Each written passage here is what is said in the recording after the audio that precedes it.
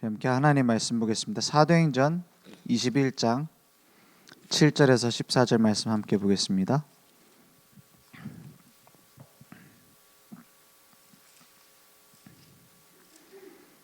사도행전 21장 7절에서 14절, 제가 한 절 여러분이 한 절 교독하겠습니다. 두로를 떠나 항해를 다 마치고 돌레마이에 이르러 형제들에게 안부를 묻고 그들과 함께 하루를 있다가 이튿날 떠나 가이사랴에 이르러 7 집사 중 하나인 전도자 빌립의 집에 들어가서 머무르니라. 그에게 딸 넷이 있으니 처녀로 예언하는 자라. 여러 날 머물러 있더니 아가보라 하는 한 선지자가 유대로부터 내려와 우리에게 와서 바울의 띠를 가져다가 자기 수족을 잡아매고 말하기를 성령이 말씀하시되 예루살렘에서 유대인들이 이같이 이 띠 임자를 결박하여 이방인의 손에 넘겨주리라 하거늘. 우리가 그 말을 듣고 그곳 사람들과 더불어 바울에게 예루살렘으로 올라가지 말라 권하니 바울이 대답하되 여러분이 어찌하여 울어 내 마음을 상하게 하느냐. 나는 주 예수의 이름을 위하여 결박당할 뿐 아니라 예루살렘에서 죽을 것도 각오하였노라 하니 그가 권함을 받지 아니하므로 우리가 주의 뜻대로 이루어지이다 하고 그쳤노라. 아멘. 주 예수의 이름을 위해서 죽기도 각오했다. 이것은 내 고집을 얘기하는 게 아니죠. 진짜 하나님께서 주신 생명의 복음에 대한 가치를 발견했고 하나님이 준비하신 계획을 이루어 가실 것을 믿었단 말입니다. 그래서 이제 벌써 2024년이 거의 이제 4분의 1이 지나가고 있습니다. 좀 있으면 또 부활절이고 부활절 행사 끝나면 또 이제 여름에 또 여름 훈련하고 그리고 나서 성탄절 준비하면 올해 또 끝나요. 그죠? 그래서 주 예수의 이름을 위해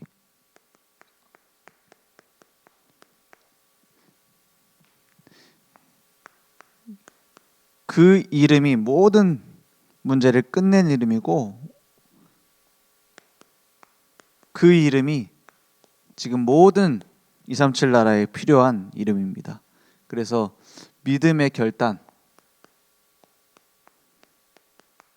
그러면 하나님이 우리에게 주신 이 복음을 위하여 우리에게 해야 될 일이 무엇이 있냐? 그게 믿음의 결단입니다. 많은 사람들이 이렇게 얘기합니다. 내가 열심히 해야 된다. 혹은 뭐 열심히 할 거 뭐 있냐? 복음이면 끝이지. 뭐 이렇게 말하는 사람도 있어요. 최선을 다해가지고 노력을 해야지. 또 하나님이 하시는 게 있고 내가 노력해야 되는 게 있다 라고 얘기하기도 하고요. 그래도 어떤 세상적인 방법대로 좀 사업은 세상적 방법대로 하고 신앙생활은 또 말씀대로 해야지 이렇게 말하는 사람도 있어요. 근데 중요한 건 뭐냐? 우리가 진짜로 진실로 하나님 앞에 서면 뭐가 보이느냐? 하나님이 주신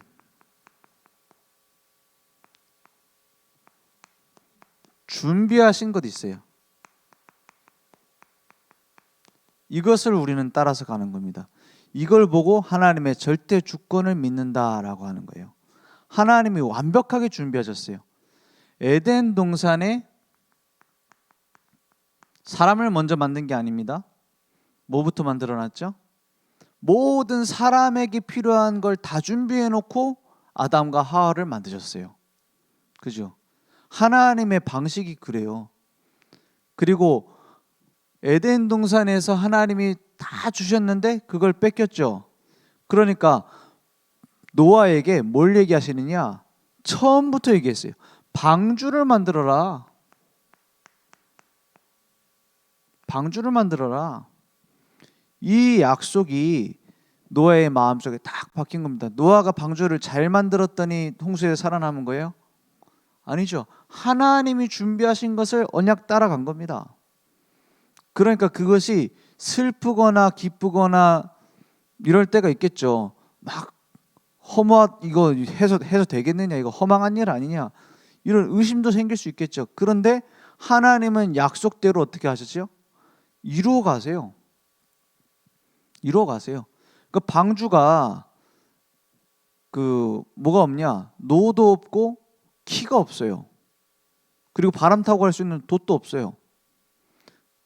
그 하나님이 해류까지도 다 완벽하게 이끌어서 딱 지리적으로 딱 안정한 대로 딱 이끌어서 가야 돼요. 방주에는 뚜껑만 있습니다. 그러니까 아무리 많은 홍수가 몰려와도 상관없는 거예요. 하나님이 그렇게 준비했다니까요. 하나님께서 준비를 한 거를 잘못해가지고 만약에 저 태평양이나 저 남극에 딱 떨어졌다, 어떻게 돼요? 그 배는, 그 방주는 나올 수가 없어요. 나오면 죽어요. 그죠? 근데 하나님이 정확하게 인도해 갔어요. 방주를 잘 만들었기 때문에요? 아닙니다. 하나님이 준비하신 것을 믿었기 때문에 방주를 만든 거예요. 그죠? 그래서 아브라함부터 이삭, 야곱, 요셉, 이 사람들을 보세요. 다 하나님이 준비하신 어디로 가라 그래요? 가나안 땅을 준비해놨다 이랬어요. 가나안 땅을 준비해놨다. 여기 아브라함과 그 자손들 요셉까지 상황은 어렵습니다. 심지어는 막 어디로 이제 불신앙을 해가지고 도망가기도 해요. 그 모든 과정을 누가 준비하시고 이뤄 가시죠? 하나님께서 준비하시고 이뤄 가세요. 왜 가나안 땅입니까? 메시아가 오실 땅, 그리스도가 오실 땅. 그러니까 요셉의 마음속에도 그 가나안 땅이 끝까지 남아 있었잖아요. 그러니까 요셉의 마지막 유언이 뭡니까? 자손들에게 맹세시켜서 뭘 시키냐? 내가 죽으면 해골을 짊어지고 이스라엘 땅으로 갈 때, 가나안 땅으로 갈 때 내 해골을 짊어지고 와달라. 그래서 다시 가나안 땅에 내 뼈를 묻어달라. 이게 요셉의 마지막 유언이었어요. 그만큼 아브라함, 이삭, 야곱, 요셉 다 뭐가 가슴속에 있었냐? 가나안 땅이에요. 그거는 지금 이스라엘 나라에 지금 전쟁하고 막 이렇게 하고 있는 그런 시온을 회복해야 된다, 이런 가나안 땅이 아니에요. 그리스도가 오실 땅이기 때문에 그곳에 가야 되는 거예요. 하나님이 완벽하게 준비했다니까요. 그걸 잃어버리고 또 암흑기에 빠지잖아요. 노예가 돼버리잖아요. 그때 누굴 부릅니까? 그때 모세를 불러서 다시 가나안 땅을 회복하라는 거예요. 메시아가 오실 땅. 그러니까 왜 가야 되는가 이유 모르는 사람들은 다 떨어져 나갔어요. 그냥 하나님 축복하니까는 뭐 만난 일이니까 이거 먹어야겠다. 메추라기를 하나님 주셨네, 감사하다. 구름기둥 불기둥이 우리 지키네, 감사하다. 이런 복 받기 위한 종교 생활하는 사람들은 못 가요. 딱 두 사람 같죠. 여호수아, 갈렙. 이유를 알고 간 사람들. 이게 하나님이 늘 하시는 일입니다. 준비해놓고 완성해놓고 가라는 거예요. 그러니까 여호수아가 가니까는 뭐라 합니까? 여호수아하고 갈렙하고 이 가나안 땅을 정복하려고 하니까는 갈 수 없는 상황이 되잖아요. 너무 강한 군대가 지키고 있고 우리는 힘이 약하고 우리는 메뚜기 같고 정탐꾼들이 다 10명이 못 간대요. 그때 믿음의 고백한 사람이 여호수아, 갈렙입니다. 그리고 나서 또 광야길을 40년을 가게 되죠. 왜 가게 되죠? 40일 동안 돌았는데 니네들 안 되겠다 해가지고 40년 보냈는데 사실 그거는 핑계고 다 떨궈낸 거예요. 뭘 떨궜어요? 하나님이 준비하신 언약에 대한 이유를 모르는 사람 다 떨어져 나갔어요. 그러니까 나중에 노인 갈렙이 뭐랍니까?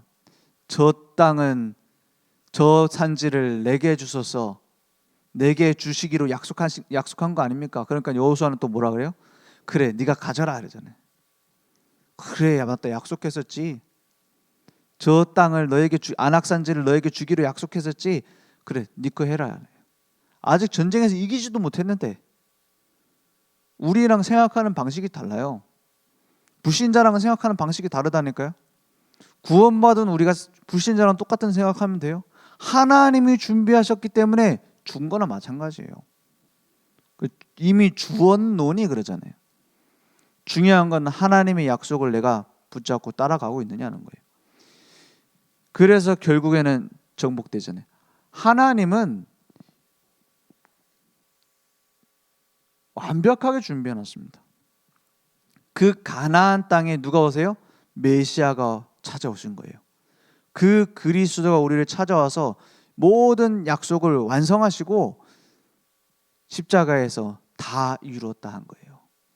그리고 부활하신 그 능력 그대로 지금 우리를 찾아오신 겁니다. 이 약속을 갖고 있었던, 이 언약을 갖고 있었던 그리스도의 약속을 붙잡았던 자는 하나님이 준비하신 걸 가지고 어떻게 해요? 오늘 성취를 확인하는 거예요. 이걸 제일 잘하는 사람이 누구였냐? 전도자 바울이었습니다.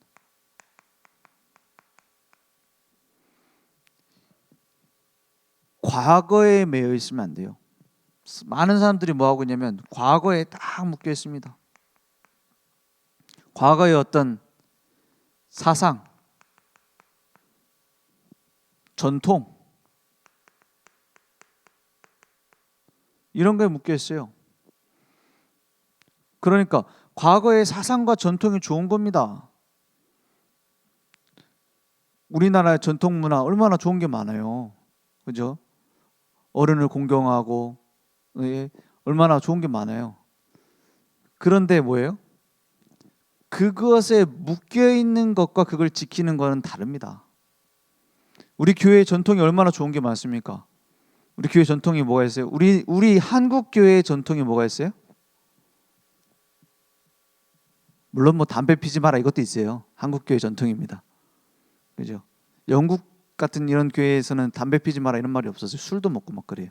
목사님이 막 술 먹고 막 그런 게 그냥 아무렇지 않아요. 그냥 그게 어떤 나라에 적용되는 그 문화예요. 전통이고. 우리 한국 교회의 강한 전통이 뭐냐면 술 먹지 마라, 담배 피지 마라 이거예요. 그죠? 또 좋은 전통도 있습니다. 뭐가 있어요? 수요 예배, 금요기도 이런 거는 없는 나라가 더 많아요. 옛날에는 그 우리 한국 교회에 처음 복음 들어왔을 때 수요 예배를 스스로 만든 겁니다. 우리나라가. 그래서 우리가 지금 수요일 날마다 나오고 싶든 나오기 싫든 오잖아요. 왜냐 막 은혜 받고 그러니까 우리 주일날 기다리기 너무 힘들다. 셋째 날에 모이자 이래갖고 수요 예배가 생긴 거예요. 한국 교회의 문화입니다. 어떤 전통입니다. 그죠? 그래서 우리 교회는 뭐 수요 예배 안 드립니다. 그건 꼭 이단은 아니에요. 그죠? 우리나라의 어떤 교회가 세워지면서 생긴 전통이란 말이에요. 그 새벽 예배도 없는 그 나라도 있어요. 없는 교단도 있고. 근데 좋은 전통인 겁니다. 그죠? 그게 꼭 나쁘다고 말할 수는 없어요. 근데 이게 안 지켜진다고 해서 복음이 아니냐? 그건 아니란 말이에요. 우리가 어떤 교회의 전통, 뭐 양복 입고 예배드리러 와야 된다. 이것도 어떤 좋은 전통이에요. 저는 그 주일날 혹은 그 새벽에는 너무 좀 번거로우니까 그런데 주일날이나 이제 예배 전에 꼭 샤워를 하는 습관이 있어요. 뭔가 기분 좋거든요. 예배드리러 오늘 주님 앞에 나가기 전에 막 싹 씻고 이제 딱 바르고 이렇게 나오니까 기분 좋잖아요. 예배드리러. 근데 예배드리러 오기 전에는 꼭 목욕 제기를 해야 된다? 이거는 뭐예요? 이건 율법이죠. 그렇지 않습니까? 교회 예배 드리러 오기 전에는 그 어떤 루틴 있잖아요. 나의 어떤 예배 드리러 오기 전에 싹 씻고 이제 뭐죠? 준비하고 성경책 딱 들고 나오면 기분 좋잖아요. 그런데 예배 시간에 왜 청바지를 입고 나왔냐? 예배 시간에 왜 추리닝 입고 나오냐?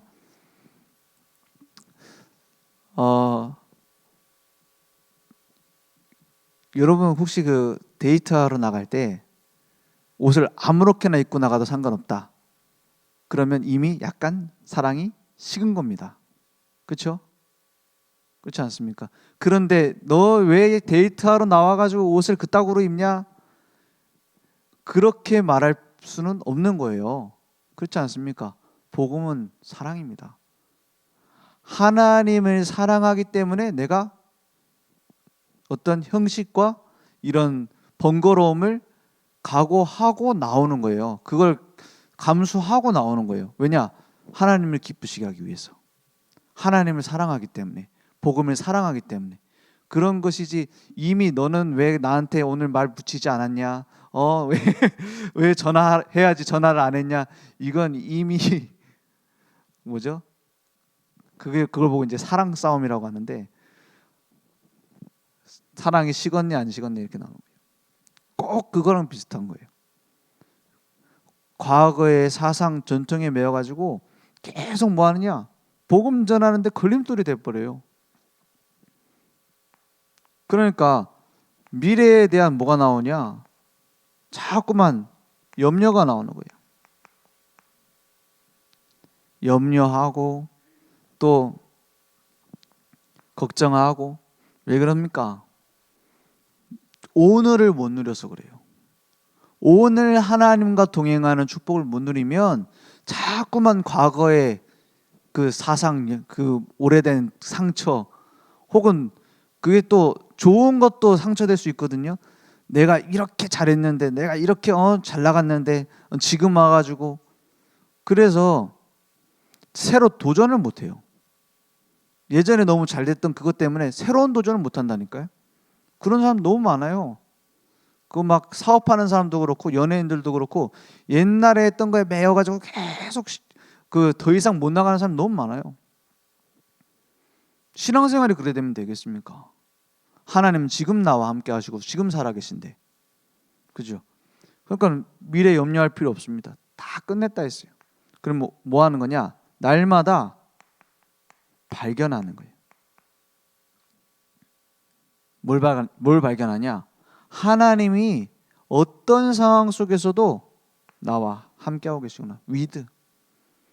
내가 하나님 어디 계십니까? 나는 지금 문제 속에 허우적대고 있는데 하나님 뭐 합니까? 이러고 있는 동안에도 함께 하셨어요. 위드. 나와 함께. 그리고 뭐예요? 임마누엘. 우리와 함께. 내게 상처를 주는 사람이 있습니까? 혹은 저 사람 참 내 갈등된다. 왜 저렇게 할까? 이런 사람이 있습니까? 복음을 배울 수 있는 제일 빠른 기회입니다. 그래서 그 나를 반대한다. 거기에서 배울 게 제일 많아요. 그 내가 말하면은 이렇게 잘 따라주는 사람이 있을 수 있겠죠. 저도 이제 교회에서 이제 일을 하고 이렇게 뭐 진행해야 될 일이 있고 이렇게 하면은 잘 따라주는 사람이 있어요. 일단 제가 말하면 좀 믿어주고 참 감사한 일이죠. 또 반대로 같은 의견일 건데도 제가 얘기하면은 약간 안 믿고 안 따라주는 사람도 있을 거예요. 그죠? 뭐에서 배워야 되느냐? 그 반대하는 쪽에서 배울 게 훨씬 많습니다. 참고할 게 훨씬 많다니까요. 그래서 제일 좋은 선생님은 내 원수입니다. 거기서 배워야 돼요. 제일 좋은 제일 좋은 선생님은 내 원수라니까요. 원수에게서 배울 게 훨씬 많아요. 임마누엘, 하나님이 우리와 함께 하신다 했어요. 그러니까 다 합쳐서 하나님의 계획을 이루는 겁니다. 원네스. 이걸 날마다 확인하는 거예요. 날마다 적용하고. 그러면 뭐가 나오느냐? 하나님이 이렇게 그래 하나님이 이렇게 준비하시고 이루어 가시는구나. 그래서 제일 중요한 게 뭐냐? 이걸 누릴 수 있는 제일 키가 뭡니까? 제일 키가 뭐예요? 내 인생의 주인, 교회의 주인, 내 사업의 주인, 내가 아니라는 거예요. 그죠? 부부의 주인은 남편이 돼서도 안 되고 아내가 돼서도 안 돼요. 그렇죠?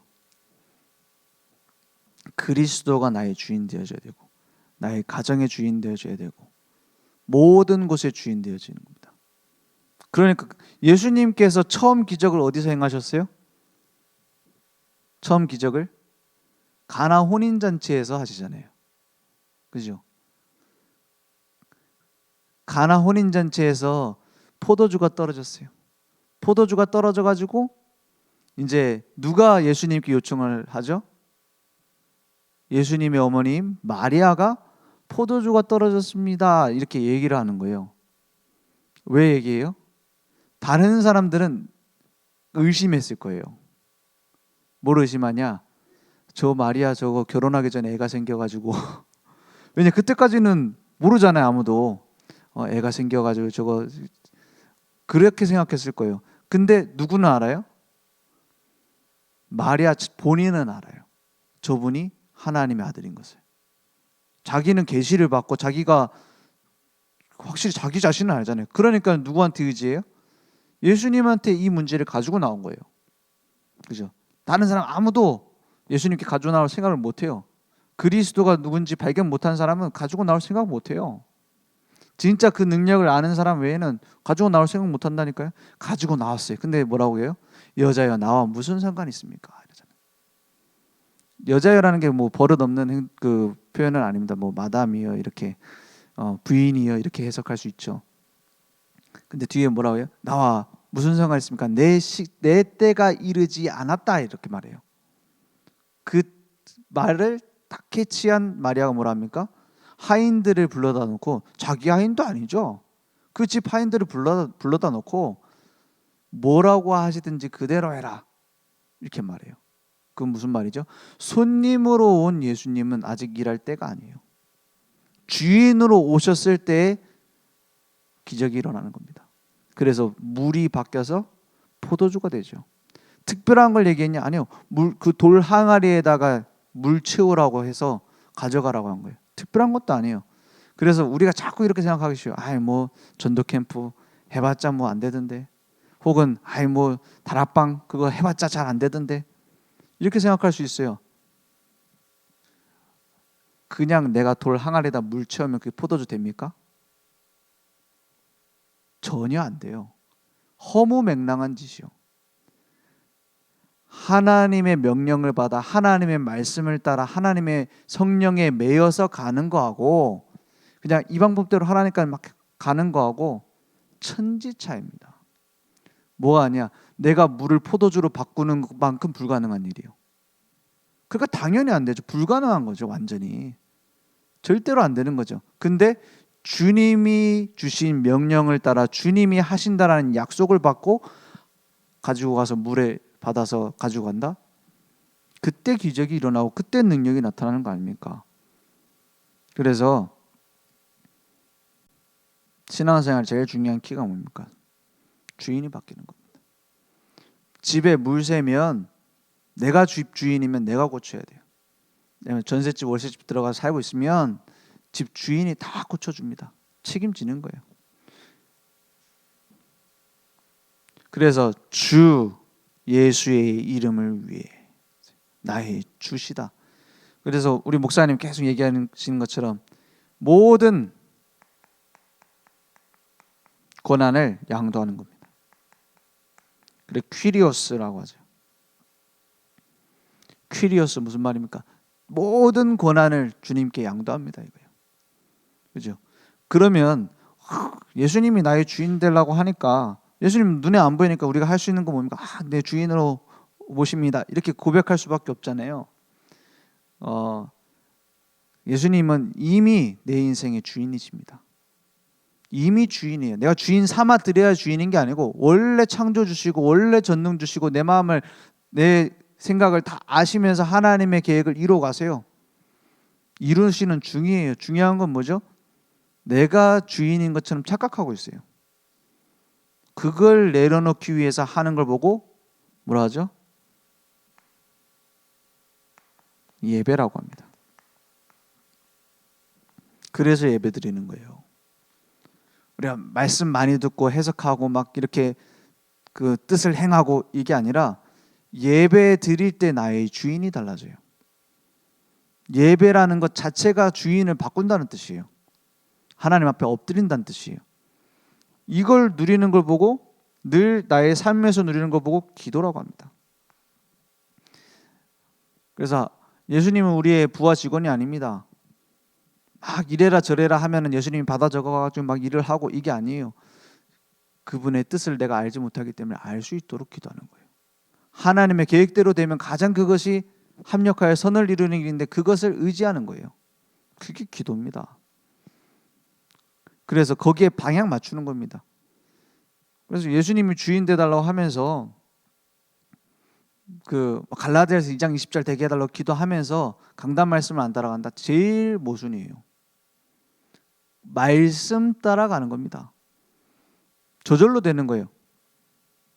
그 예전에 그런 얘기 하셨잖아요. 인력거꾼이 이제 그런 종이에요. 주인을 이제 등에 메고 다녀야 돼요. 이제 그걸 끌어야 돼요. 어느 날 주인이 불러서 갔어요. 갔는데 주인이 뭐라 하냐? 야, 내가 오다가 중요한 내 벼루를 잃어버렸다. 가가지고 뒷산으로 내가 오다가 잃어버린 것 같으니까 저기 뒷산에 가고 찾아봐라. 이런 거예요. 그러니까는 그 종이 뭐라 그래요? 그냥 예 하고 가면 되는데, 아이고 주인님 저는 인력거꾼인데 그거 찾는 종이 아닙니다. 주인이 뭐라 그래요? 그래, 네 말이 옳다.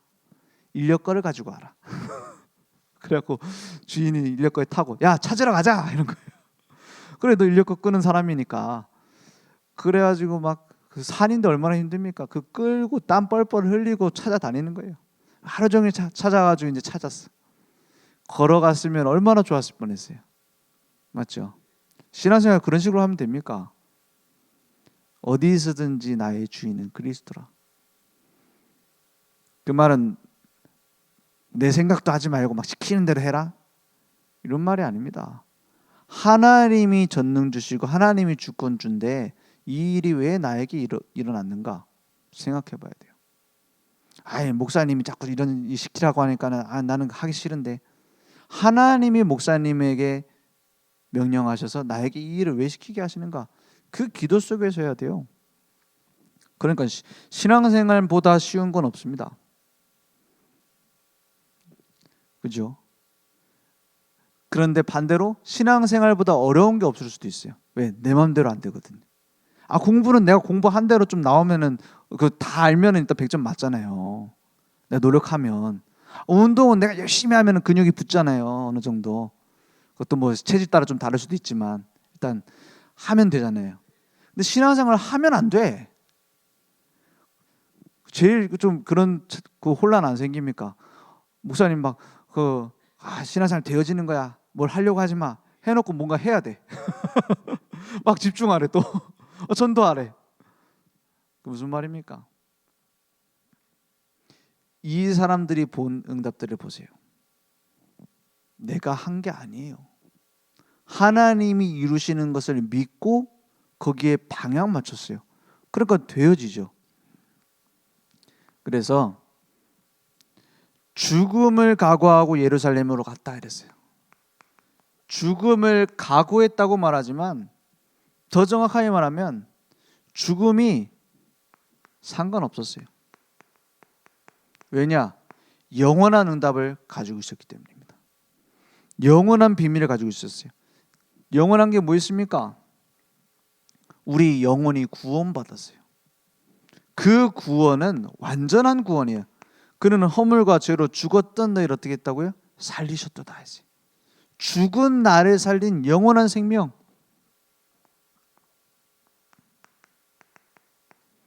그 구원이 영원해요. 그리고 또 뭐가 영원하죠? 지금 내가 가지고 있는 최고의 능력이 뭡니까? 보호자의 능력이 영원해요. 그죠? 하나님 자녀의 신분 권세 영원해요. 그러면 이 땅에서 뭐하러 삽니까? 이 땅에서 작은 복음을 위한 일을 하고 제자를 세우는 일을 한 것이 영원한 겁니다. 나를 구원한 그 구원도 영원하고 나를 통해서 구원받은 자들도 영원한 면류관이 되는 거예요. 그죠? 그 영원한 걸 아니까 잠깐 것이 상관없어요. 예를 들어서 막 뭡니까? 우리 교회가 막 그 이제 조금 있으면 뭐 어마어마한 새 건물로 이사를 간다. 그러면 여기 물세도 상관없어요. 그렇지 않겠어요? 그게 딱 확정됐다. 아예 좀 애들이 막 벽에다가 그림 그려도 상관없어요. 이사 갈 거니까. 그렇지 않습니까? 내가 너무 좋은 차를 이제 사게 됐어요. 그리고 그 전에 쓰던 차에 막 뭡니까? 애들이 막 뭐 과자를 먹어갖고 과자 부스러기가 떨어져 상관없다니까요. 왜냐? 중요한 미래가 있으니까. 그렇지 않습니까? 영원한 것을 두고 우리는 다 드릴 수 있는 겁니다. 그러니까 이 제자들에게 계속 뭘 얘기하느냐? 여기에 대한 얘기를 하는 거예요. 교회가 영원합니다. 그래서 교회를 함부로 얘기하거나 교회에 대해서 너무 쉽게 생각하거나 혹은 교회를 그냥 내 마음대로 하려고 하거나 그런 사람들은 다 망했습니다. 역사적으로. 그죠? 100% 망했어요. 교회를 소중하게 보지 않은 사람은 100% 망했습니다. 그거는 우리 교회, 내 교회 이걸 하자는 말이 아니에요. 가장 중요하다라는 가치를 알아야 돼요. 그걸 놓치니까는 뭐 교회 우리 교회는 조금 그렇다. 우리 교회 이런 부분이 문제다. 그런 식으로 얘기하는 건 왜 그러냐? 하나님이 나에게 준비하신 것을 발견 못한 거예요. 그죠? 하나님이 우연히 그냥 지나가다가 패말 보고 교회가 있네 하고 들어와가지고 교회에 예배드리러 왔다. 그냥 내 인생을 그냥 다 우연히로 생각할 수 있어요. 거기에서 심각한 뭐가 오느냐? 신앙생활에 혼란 생겨요. 그죠? 내 교회, 내 맡은 거 그것만 생각하란 말이냐? 아닙니다. 그 가치를 알면 오히려 다른 교회와 다른 일도 소중하게 보입니다. 그죠? 무엇이 남느냐? 이건 천국 가져가기 전에 이미 내가 먼저 가도 남아있어요. 후대. 복음을 아는 만큼, 복음을 누리는 만큼 중요하게 보입니다. 교회. 복음을 어느 정도 이해했느냐, 내가 어느 정도 복음 누리고 있느냐, 그 척도를 나 자신이 점검을 하려면 그걸 보면 됩니다. 나에게 교회가 얼마나 소중한가. 아니 나는 이런 훈련도 받았고 복음을 이렇게 많이 누리고 있고 내가 하루에 기도를 이렇게 하고 거짓말입니다. 교회가 그리스도의 몸된 교회인데 그리스도의 몸을 소중히 생각하지 않는 게 어떻게 그리스도의 비밀을 누리고 있다고 말할 수 있습니까? 거짓말이죠. 그죠? 하루에 몇 번 전화하고 하루에 문자를 몇 통 보내면 사랑한다고 말할 수 있어요? 사랑은 그렇게 표현되는 게 아니거든요. 그죠? 교회를 보호하기 위해서 내 생명을 바칠 수 있는가? 교회를 위해서 나의 생을 드릴 수 있는가? 그게 복음을 이해한 정도입니다. 그죠? 너무 당연한 거잖아요. 그러니까 이걸 가지고 있었던 바울이 자기가 붙잡혀서 매를 맞고 고통을 받고 그 속에서도 교회에 대한 걱정을 하잖아요.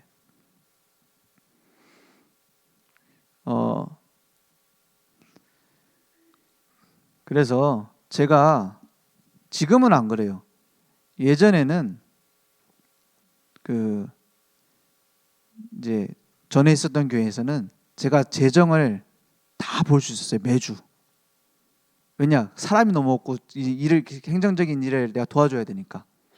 그러니까 저 그런 건 별로 안 좋아하는데 누가 얼만큼 어떤 헌금을 했는지 제가 일일이 다 볼 수가 있었어요. 지금 못 봅니다. 오해하지 마세요.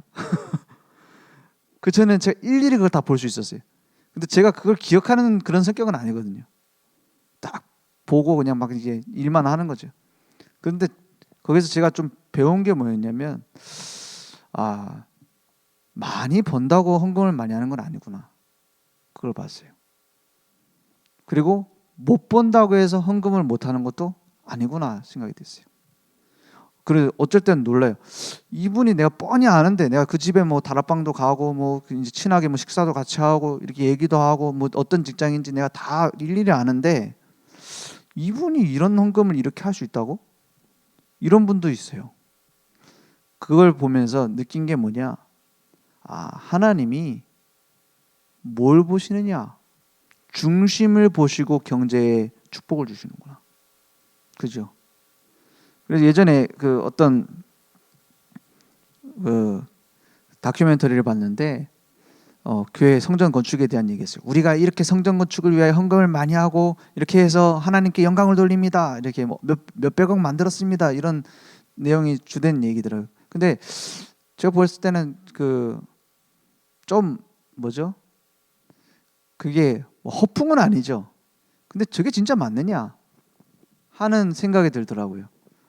그러면 하나님이 빈털터리라서 우리가 보태드려 가지고 건축을 해드려야 되느냐?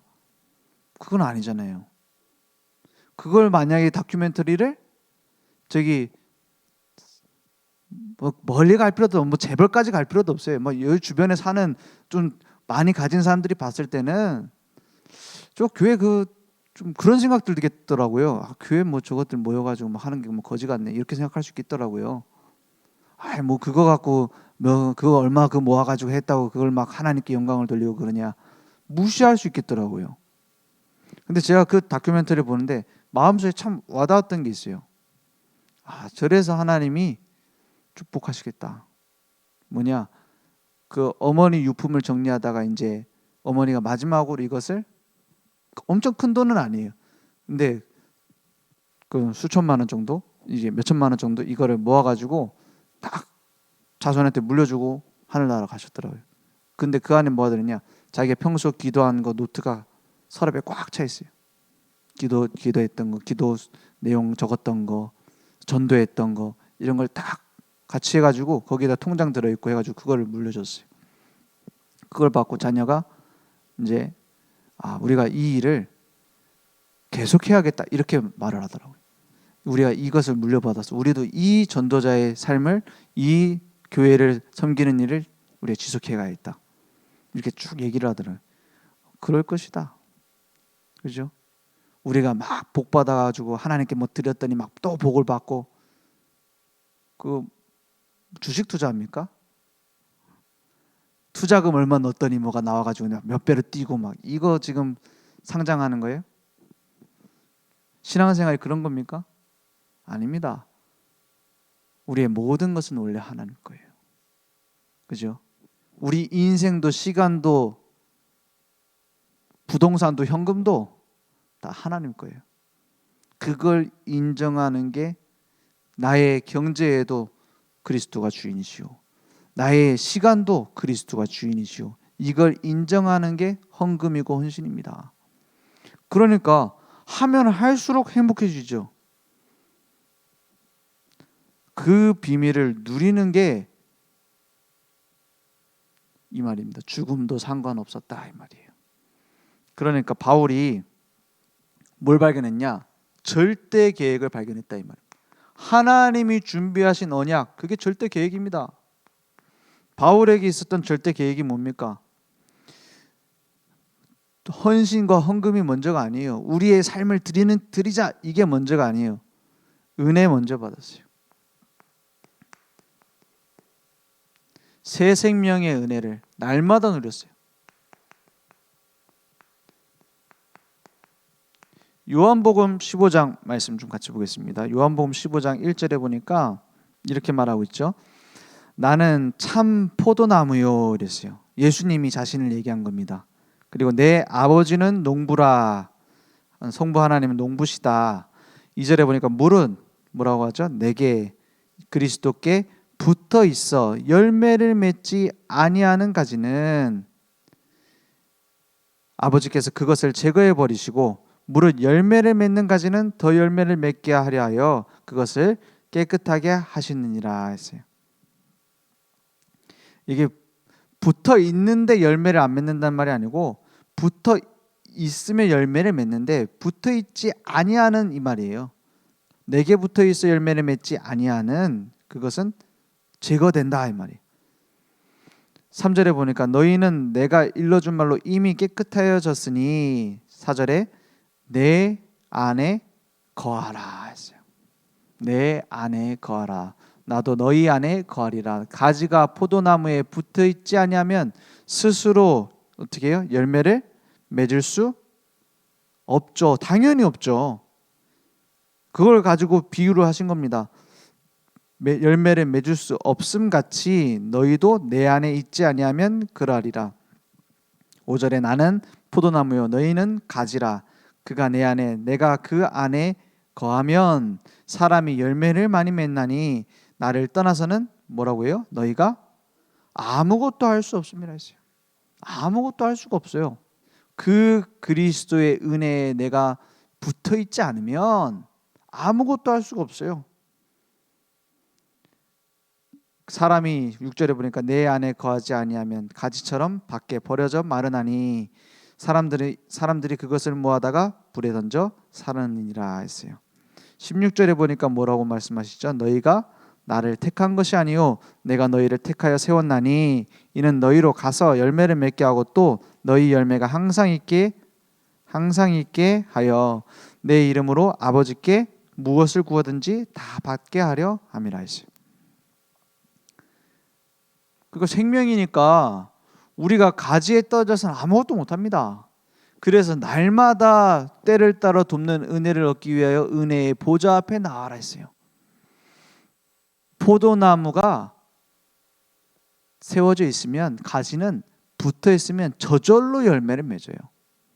우리 신앙생활의 열매, 우리 전도운동의 열매 저절로 나와야 되거든요.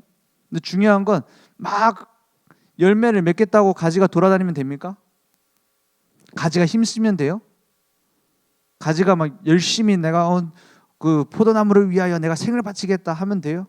뭐 하면 되죠? 붙어 있으면 돼요. 이 붙어 있으라는 말이 단순히 막 교회만 다니면 된다, 아니면 다락방 계속 훈련 받으면 된다 이 말이 아니에요. 그리스도와 나의 관계입니다. 거기에 붙어 있어야 돼요. 그러면 뭐가 나오느냐? 먼저 치유가 되어집니다. 치유가 뭘까요? 내가 가지고 있는 틀이 벗어지는 게 치유입니다. 옛 틀이 벗어지고 새 틀이 내게 딱 짜지는 게 치유예요. 병이 낫는 것보다 먼저 되어져야 되는 게 뭐냐? 나에게 병 낫는 것보다 중요한 건 그리스도 안에 들어오는 거구나. 내가 하나님의 자녀구나. 치유되도 안 돼도 나는 하나님의 자녀구나. 이거부터 들어가야 돼요. 주로 병은 언제 낫느냐? 그러고 난 뒤에 낫는 게 훨씬 나아요. 안 그러고 그냥 예수 영접하고 바로 낫는 사람도 있거든요.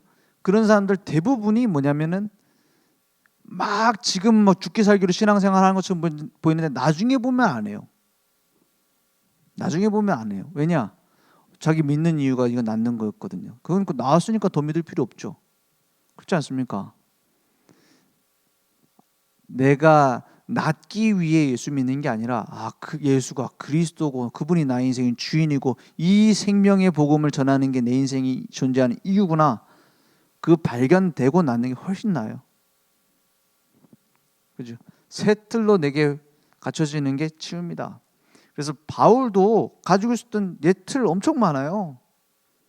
많이 가진 사람일수록 옛 틀 더 많거든요. 근데 바울은 엘리트 중에 엘리트였어요. 그러니까 자기 생각 꽉 차 있죠. 그래서 복음 전해 보면 제일 듣는 것처럼 예의 바르게 들으면서 안 듣는 직종이 뭐 다 그런 건 아닙니다만 주로 누구냐면은 대학 교수들이더라고요. 제가 만난 사람들 중에서. 그리고 좀 정치인 이런 사람들 듣는 것처럼 막 받아 적습니다. 막 중요한 얘기를 해주셔서 감사합니다 하고 막 받아 적어요. 근데 속에는 안 들어가요. 교수님들 그리고 정치 막 내가 국회의원 나간다 동기가 꽉 차 있으니까는 안 듣더라고요. 그래서 더 많이 고생해요. 그들을 치유할 수 있도록 우리 렘넌트들이 일어나고 우리가 현장에서 복음 전하는 거 아닙니까? 그러니까 치유가 되어지면 뭐가 나오냐? 그때 나오는 게 올바른 사명입니다.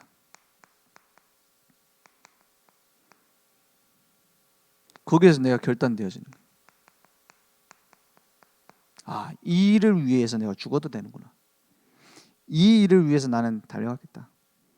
그러니까 오래된 예틀이 내게 딱 무너지면 하나님께서 하시는 게 딱 보여요. 지금 바깥에는 완전히 사단의 진이 꽉 차 있습니다. 뭐 어떤 걸 하나가 골라고 뭐 동성애가 문제다, 마약이 문제다 할 것도 없이 꽉 차 있습니다. 하나님을 대적하는 높은 산들이 곳곳에 세워져 있어요. 고린도서 10장 4절에서 5절에 보면 뭐라고 말씀합니까? 지금 그것을 파하고 무너뜨릴 수 있는 유일한 무기는 우리의 싸우는 무기는 뭐예요? 육신에 속한 것이 아니요 오직 어떠한 견고한 진도 무너뜨리는 하나님의 능력이라. 그것만 가능해요. 우리가 아무리 잘 설명해도 올바른 복음, 정확한 복음 그 능력이 아니면 무너지지 않습니다. 모든 이론을 무너뜨리며 5절에 하나님 아는 것을 대적하여 높아진 것을 다 무너뜨리고 모든 생각을 사로잡아 그리스도에게 복종하게 하니 이랬어요. 그죠? 나부터 무너지는 겁니다. 내 인생부터 그리스도 앞에 무너져야 돼요. 그러면 모든 현장 만남 속에 견고한 진이 무너지는 일들이 일어나게 될 겁니다. 그죠? 그건 어떤 고집이 없어져야 된다 아니면 어떤 종교적인 수양처럼 막 내 희생하고 막 뭐죠? 막 다 수용해야 되고 그런 말이 아니에요. 더 큰 가치를 알고 있는 사람은 저절로 양보하게 돼요. 그렇지 않습니까? 막 애들끼리 막 장난감 갖고 싸우지 우리가 장난감 갖고 싸워요? 아, 우리 정민혜 권사님 그거 내 장난감인데 갖고 노시면 안 돼. 나 좀 갖고 놉시다. 이러고 싸워요. 좀 정신 이상한 거잖아요. 어린 애들은 그거 갖고 싸워요. 사탕 하나 갖고도 막 치고받고 싸운다니까 애들은. 근데 더 큰 가치를 아는 사람이 막 재벌가 총수가 가갖고 막 사탕 먹었다고 막 싸웁니까? 소송 걸고 그래요? 물론 그런 약간 정신 나간 사람도 있긴 하죠. 근데 일반적으로 그렇진 않잖아요. 그죠? 그런데 어린 아이들이 장난감 갖고 싸우는 건 뭘 그거 갖고 싸우느냐 하는데 내가 지금 싸우고 있는 문제는 뭐예요? 하나님이 보셨을 때 어떻게 보시겠어요? 하나님 입장에서는 너도 똑같다 이렇게 말하시지 않겠어요? 그렇지 않겠어요? 막 지나고 보니까 그렇지 않던가요? 별거 아닌 것 때문에 내가 자존심 때문에 싸우고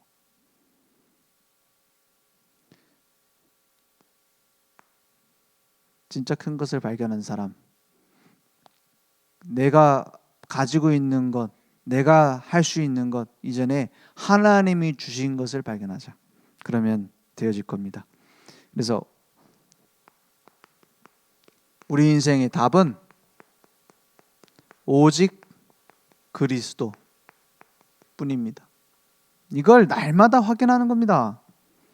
그래서 아침에, 낮에, 밤에 집중하고 기도해라.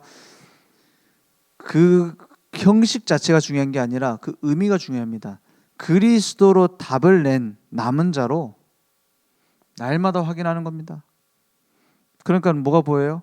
아, 말씀 따라서 하나님이 인도하시는구나. 모든 걸 초월할 수 있는 것은 말씀 성취뿐입니다. 말씀이 이루어져요. 하나님의 말씀이 어찌나 이렇게 정확하게 이루어지는지 막는 사람도 있습니다. 그죠?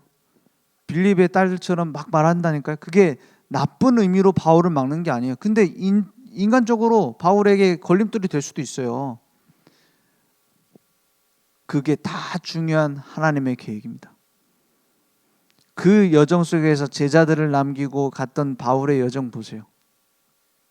그 말씀이 나와 어떤 상관이 있습니까? 그걸 발견해야죠. 말씀 가지고 이렇게 연구하는 것도 중요해요. 배경을 우리가 어느 정도 알아야 되니까. 그래서 가능하면 우리 중직자들은 그 주석 한 권씩은 있어야 됩니다. 간단한 주석, 한 권짜리 주석 그런 건 다 있거든요. 그런 것 정도는 있어야 돼요. 안 그러면 찾아보든지 예배드리러 오기 전에 찾아보든지. 그럼 얼마든 요즘 네이버에도 보면은 그 성경 사전 같은 게 좀 그 온라인으로 올라가 있더라고요. 그럼 모르는 성경 본문 말씀 읽어보고 모르는 단어가 있으면 좀 찾아보고 이렇게 할 필요는 있어요. 그런데 그게 전부는 아닙니다. 하나님이 내게 왜 이 말씀을 주시고 목사님은 왜 이렇게 설명하시고 우리 교회에는 어떤 시간표가 있느냐, 이걸 못 보면 뭐가 안 보이냐? 말씀 성취가 안 보여요. 그 말씀이 내게 성취되어지는 게 안 보이면 자꾸만 메말라 가거든, 신앙생활. 말씀은 어떻게 평가하게 되고 자꾸. 그래서 말씀을 성취하시는 것은 하나님입니다. 그 하나님의 입장으로 보니까 넘어서게 되잖아요. 그게 초월입니다. 내 입장으로 봐서는 절대 초월 못해요. 이상하다 이렇게 보지. 하나님 입장에서는 저렇게 볼 수도 있겠구나. 그게 나와야 돼요. 그러니까 성령 충만 받으면 뭐가 나오냐? 정복이 나옵니다. 성령 충만이 뭡니까? 성령 충만 받으면 뭔가 느낌이 옵니까? 뭐가 보입니까? 그런 게 아니죠. 성령 충만, 내 의지, 내 능력, 내 힘이 아니라 하나님이 온전히 나를 끌고 가는 상태입니다. 하나님의 인도하심을 기다릴 수 있는 상태예요.